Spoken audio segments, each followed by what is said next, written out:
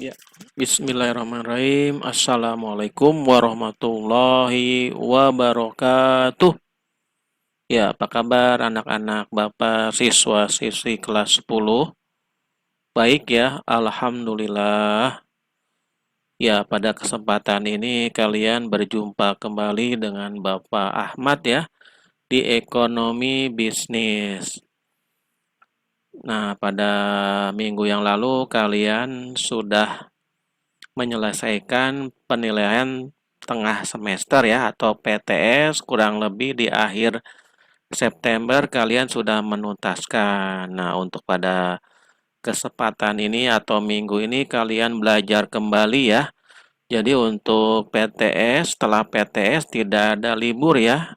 Jadi kalian diwajibkan belajar kembali untuk menyelesaikan kegiatan belajar mengajar. Baik, untuk kesempatan kali ini kalian akan mempelajari ya untuk fungsi permintaan. Sebelumnya kalian sudah mempelajari fungsi konsumsi dan tabungan ya.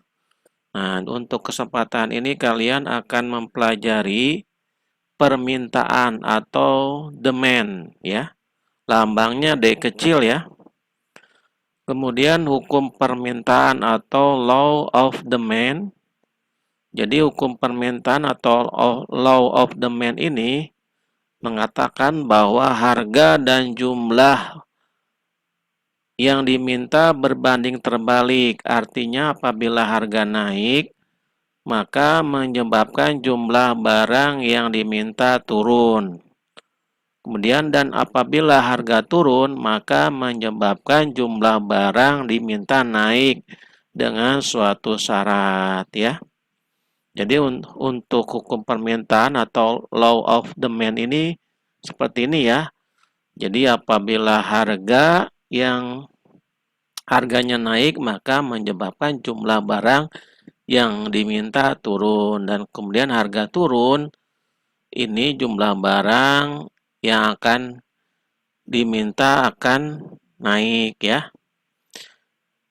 Seperti fungsi konsumsi kemarin, jadi untuk pembuktian ini pada saat nanti kalian sudah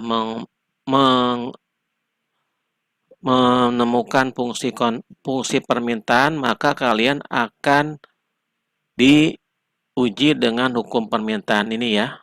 Oke, baik. Kemudian untuk rumus dasar ya, fungsi permintaan ini QD. Jadi fungsi permintaan ini lambangnya atau simbolnya Q besar dan D kecil ya, QD atau QD. Q-nya tuh quantity, D-nya demand ya.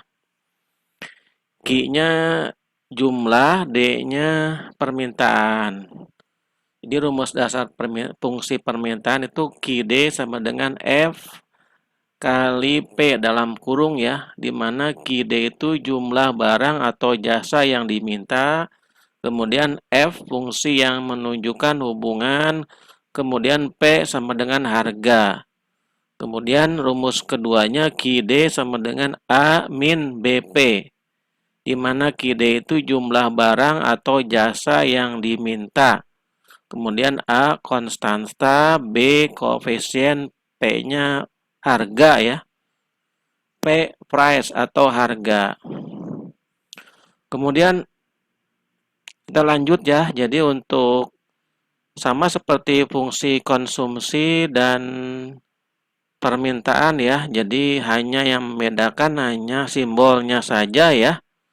Jadi untuk fungsi permintaan dan fungsi konsumsi ini rumusnya hampir sama, yang membedakan hanyalah simbolnya saja. Jadi apabila kalian dari awal mengikuti video Bapak mengenai perhitungan dua konsumsi dan dua tabungan, maka kalian akan mengerti ya. Jadi tidak terlalu susah untuk mengikuti pembelajaran ini. Jadi untuk rumus fungsi permintaan apabila ada dua variabel harga dan jumlah barang. Jadi untuk fungsi permintaannya apabila ada dua variabel harga. Harga itu price ya, dan jumlah barang itu key atau KD ya. Jadi key itu quantity atau jumlah barang, kemudian P itu price ya atau harga. Jadi apabila ada dua variabel harga dan dua jumlah barang, maka rumusnya P min P1 per P2 min P1 sama dengan Q min Q1 per Q2 min Q2 min Q1 ya. Mohon maaf nih ya.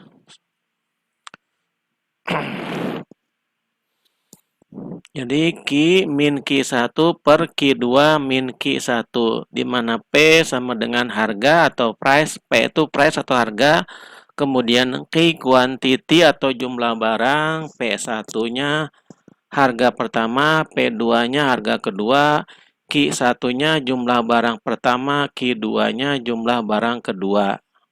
Oke. Kemudian ini ada contoh soal ya. Jadi contoh soal ini Bapak mengutip di halaman 58 ya di buku paket kalian. Namun di buku paket kalian ini untuk pengisiannya agak bingung ya, jadi tidak tuntas. Jadi pada saat penjelasannya, jadi Bapak harapkan kalian menonton video ini ya. Jadi apabila kalian melihat buku paket di halaman 58, kalian akan bingung. Jadi Bapak harapkan kalian bisa menonton video ini sampai selesai ya. Baik. Untuk contoh soal, Susan pergi ke pasar untuk membeli telur bebek. Jika ia membeli telur bebek seharga 30.000, maka jumlah telur bebek yang ia peroleh sebanyak 4 kilo. Tetapi ketika harga telur bebek Rp20.000, maka jumlah telur bebek yang ia peroleh sebanyak 5 kg. Maka hitunglah fungsi permintaan telur bebek tersebut dan buktikan dengan hukum permintaan atau law of demand ya. Kemudian dijawab, diketahui P1 itu adalah price atau price ya, harga pertama. Harga pertamanya 30.000 ya. 30.000. Nah, Bapak coret 3 digit terakhir ya. Jadi kita samakan persepsi.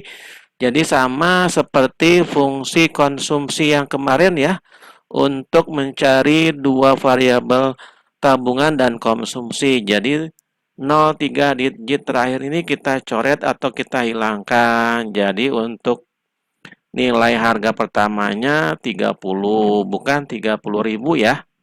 Karena di soal 30.000 pada saat kita jawab jadi 30 saja. Paham ya sampai sini anak-anak? Kemudian di P2, ini P2-nya 20.000 ya. Jadi ketika harga telur bebek 20.000 berarti itu price kedua atau harga kedua atau P2. Jadi untuk P2-nya 20.000. 0 digit terakhirnya kita coret, sepakat ya. Kemudian Q1-nya sama dengan 4 kg. Q1-nya itu jumlah pertama atau kuantiti pertama ya. Jumlah barang pertama yang 4 kilo ya. Jadi untuk P1 berarti mengikuti Q1. Jadi apabila harga P1 berarti di belakangnya Q1 ya.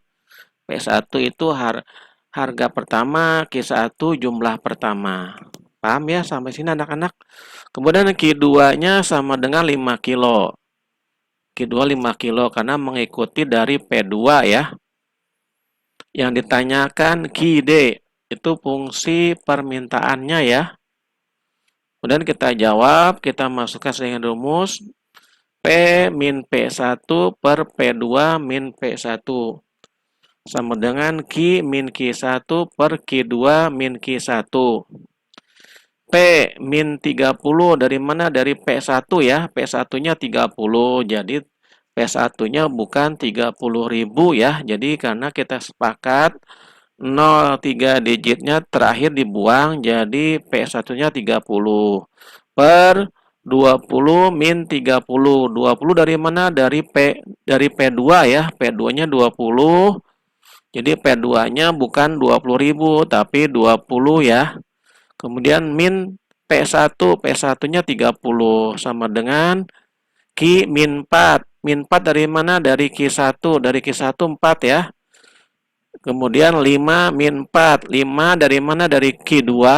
Q2-nya 5. Kemudian min 4 dari mana? Dari Q1 ya.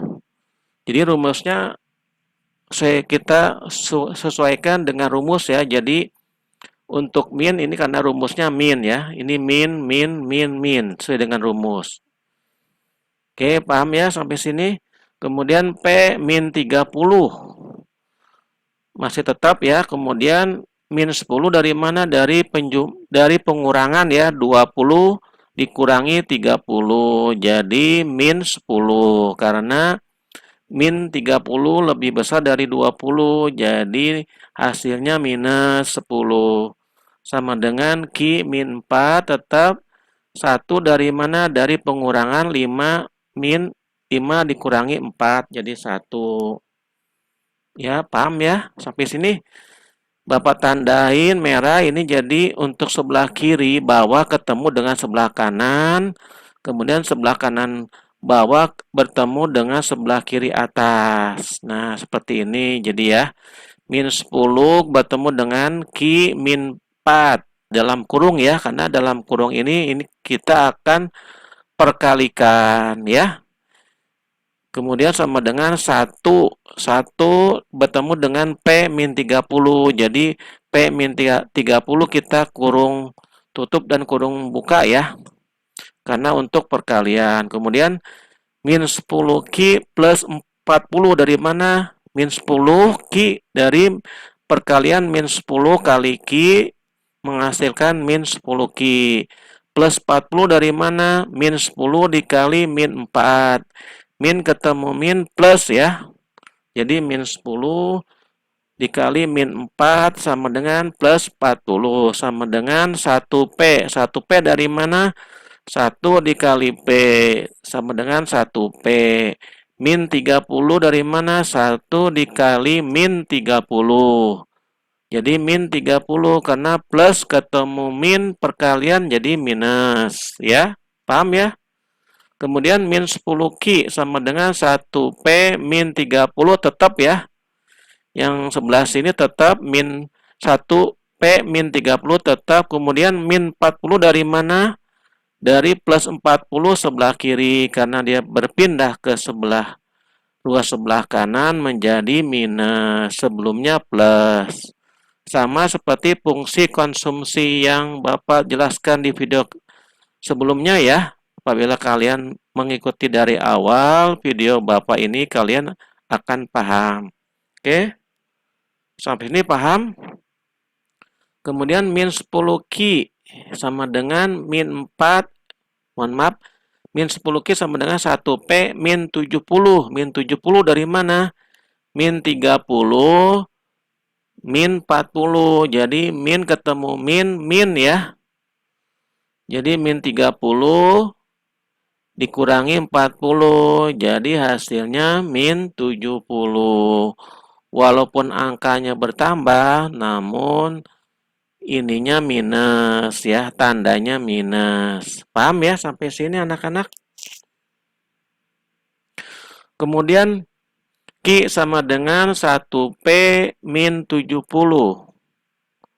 per min 10 ya. Min 10 dari mana? Dari min 10 Q. Jadi Q-nya tetap di atas, angkanya pindah ke bawah. Ya, paham ya anak-anak sampai sini? Kemudian Q sama dengan min 0,1 P plus 7 dari mana? Min 0,1 P dari 1 P dibagi min 10 menghasilkan min 0,1 P. Min plus 7 dari mana? Dari min 70 dikurangi min 10. Min 70, mohon maaf, min 70 dibagi min 10 menghasilkan plus 7. Ya. Paham ya sampai sini anak-anak? Kemudian